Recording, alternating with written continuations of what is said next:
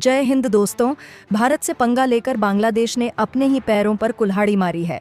170 कारखाने बंद किया जाएगा, इससे 40,000 बेरोजगार हो जाएंगे। यूनुस के फैसलों का खतरनाक असर पड़ा है। भारत से बड़े बड़े देश भी पंगा नहीं लेते हैं और बांग्लादेश ने अपनी दादागिरी दिखा भारत से चुनौती दिया है। अब भारत नहीं बख्शेगा, बांग्लादेश को उसकी औकात दिखाई जाएगी। भारत से बांग्लादेश को बहुत ज्यादा मात्रा में एक्सपोर्ट किया है, लेकिन अब यह कम कर दिया जाएगा। भारत में तिरुपुर और लुधियाना में विशालकाय गारमेंट केंद्र है। बांग्लादेश के राजनीतिक संकट के दौरान कई ग्लोबल गारमेंट ऑर्डर पहले से ही भारत को मिलने लगे हैं। दोस्तों, आगे बढ़ने से पहले वीडियो को एक लाइक और चैनल को ज़रूर सब्सक्राइब करें ताकि हमें और वीडियो बनाने में मदद मिले। भारत सरकार ने कपड़ा इंडस्ट्री को बढ़ाने के लिए तेज़ी से काम करने शुरू कर दिए हैं। उत्तर प्रदेश के मुख्यमंत्री योगी आदित्यनाथ ने हाल ही में 1000 एकड़ का मेगा टेक्सटाइल और परिधान पार्क स्थापित करने की घोषणा की है, जिसमें उन्होंने बांग्लादेश का जिक्र किया है। यानी भारत की नज़र बांग्लादेश को बहुत बड़ा झटका देने की है। बांग्लादेश का एंटी इंडिया रवैया देश के लिए घातक साबित हो रहा है। कोविड-19 ने पहले ही देश की अर्थव्यवस्था को बुरी तरह से नुकसान पहुंचाया था। देश की सीमा को बंद करना पड़ा था, सप्लाई चेन ठप पड़ गया था। वहीं अब मोहम्मद यूनुस के फैसलों से बांग्लादेश बर्बादी के समंदर की तरफ दौड़ पड़ा है। रेडीमेड गारमेंट सेक्टर को बांग्लादेश की इकोनॉमी का रीढ़ कहा जाता है और यह अकेली ऐसी इंडस्ट्री है जो बांग्लादेश के कुल निर्यात में करीब 85% और कुल जीडीपी में 13% हिस्सा योगदान देती है। भारत और बांग्लादेश के बीच वर्षों से व्यापारिक संबंध मजबूत रहे हैं, विशेषकर वस्त्र उद्योग में। बांग्लादेश की अर्थव्यवस्था का एक बड़ा हिस्सा उसके परिधान निर्यात पर आधारित है, जिसमें भारत एक प्रमुख ग्राहक रहा है। किंतु हाल ही में भारत सरकार द्वारा बांग्लादेश से कपड़ा आयात पर अचानक प्रतिबंध लगाने का निर्णय क्षेत्रीय व्यापार पर एक बड़ा प्रभाव डाल सकता है।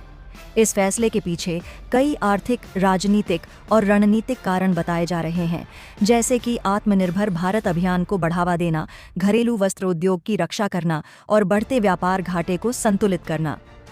भारत में घरेलू कपड़ा निर्माताओं का यह आरोप रहा है कि बांग्लादेश से आयातित कपड़े बेहद सस्ते दामों पर भारतीय बाजार में बेचे जा रहे थे, जिससे भारतीय उद्योगों को नुकसान हो रहा था। इसके अतिरिक्त कुछ सुरक्षा चिंताओं और सीमा व्यापार में अनियमितताओं ने भी इस निर्णय को प्रभावित किया है। बांग्लादेश की ओर से इस निर्णय की आलोचना की गई है, क्योंकि इसका सीधा असर वहां की लाखों मजदूरों पर पड़ रहा है, जो पहले से ही वैश्विक मांग में गिरावट और उत्पादन लागत में वृद्धि से जूझ रहे हैं। विशेषज्ञों का मानना है कि यह निर्णय न केवल व्यापारिक संतुलन को बिगाड़ेगा, बल्कि भारत और बांग्लादेश के कूटनीतिक संबंधों में भी तनाव पैदा कर सकता है। वहीं भारत के अंदरूनी बाजार में भी इस निर्णय का असर देखने को मिल सकता है, जहां कपड़े की कीमतों में वृद्धि की संभावना है।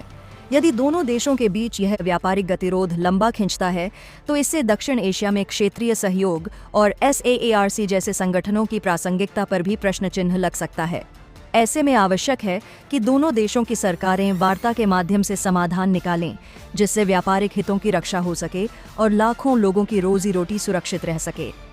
गारमेंट इंडस्ट्री में करीब 40 लाख लोग काम करते हैं, जिसकी सबसे बड़ी खासियत ये है कि इनमें ज़्यादातर महिलाएं हैं। कोविड संकट के दौरान जब दुनिया में मास्क, मेडिकल टेक्सटाइल, दस्ताने और अस्पताल में इस्तेमाल होने वाले कपड़ों की ज़रूरत थी, तो बांग्लादेश के पास बेचने के लिए सामान तो थे, लेकिन सप्लाई करने के तरीके नहीं था। भारत के पास सामानों को दुनिया तक पहुंचाने का कोई रास्ता नहीं था। ऐसे समय में बांग्लादेश की मदद के लिए भारत सामने आया। उस वक्त बांग्लादेश की शेख हसीना की सरकार ने नई दिल्ली से बांग्लादेश के सप्लाई चेन को सही करने के लिए मदद मांगी, जिसके बाद भारत ने बांग्लादेश की मदद करते हुए अपने सप्लाई चेन के दरवाजे बांग्लादेश के लिए खोल दिए। भारत ने भारतीय बंदरगाहों और हवाई अड्डों के माध्यम से ट्रांसशिपमेंट सुविधा बांग्लादेश को दे दी। इसका बांग्लादेश को जबरदस्त फायदा हुआ।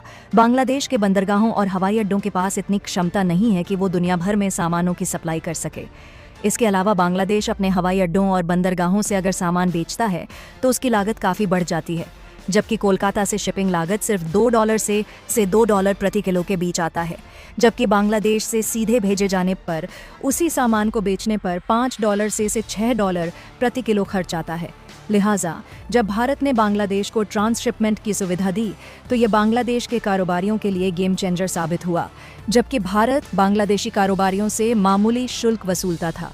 इसके पीछे भारत का विश्वास था कि संकट के समय पड़ोसी एक दूसरे के साथ खड़े होते हैं। बांग्लादेशी कारोबारी अपने सामानों को बेचने के लिए भारतीय ज़मीन का इस्तेमाल करते थे।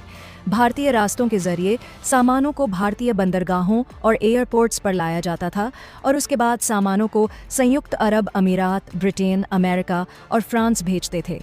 बांग्लादेशी कारोबारी अपने सामान को ट्रकों से पेट्रापोल, बेनापोल जैसे भारतीय भूमि सीमा शुल्क स्टेशनों (LCS) पर लाते थे और फिर सामान को कोलकाता, हल्दिया, न्हावा शेवा, JNPT जैसे प्रमुख बंदरगाहों या दिल्ली और कोलकाता जैसे हवाई अड्डों पर ले जाया जाता था, जिसके बाद कार्गो को दुनिया भर में भेजा जाता था या हवाई मार्ग से पहुंचाया जाता था।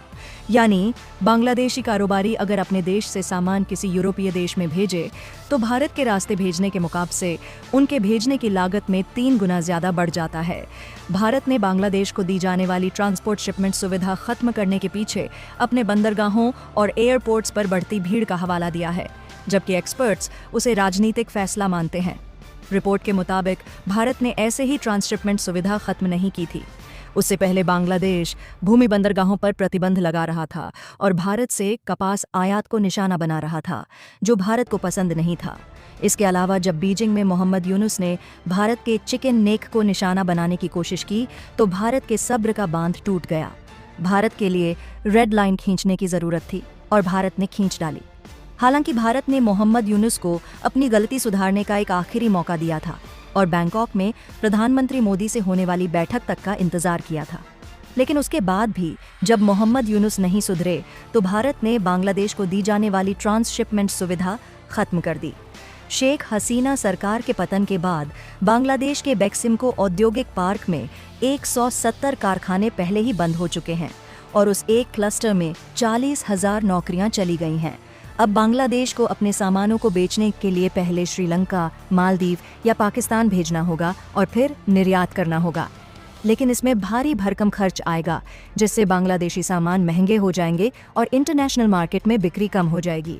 Bangladesh garment manufacturers and exporters association (BGMEA) के अध्यक्ष फारूक हसन ने सार्वजनिक रूप से भारत से इस फैसले पर फिर से विचार करने की अपील की है। हसन ने कहा है कि हमारी माल ढुलाई लागत बढ़ जाएगी, हमारा लीड टाइम बढ़ जाएगा, इससे हमारी प्रतिस्पर्धात्मकता कम हो जाएगी। मैं भारत सरकार से अनुरोध करता हूं कि वह इस फैसले को वापस ले, क्योंकि हम आपके पड़ोसी हैं।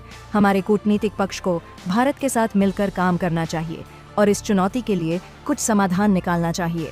लेकिन मोहम्मद यूनुस का प्रशासन जिद पर अड़ा हुआ है। बांग्लादेश ने भारतीय भूमि बंदरगाहों के माध्यम से यार्न आयात को रोक दिया।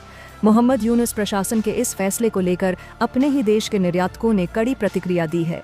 बांग्लादेश के कारोबारी भारत से काफी कम कीमत पर कपास खरीदते थे। यार्न के लिए बांग्लादेश की भारत पर निर्भरता बहुत ज्यादा रही है।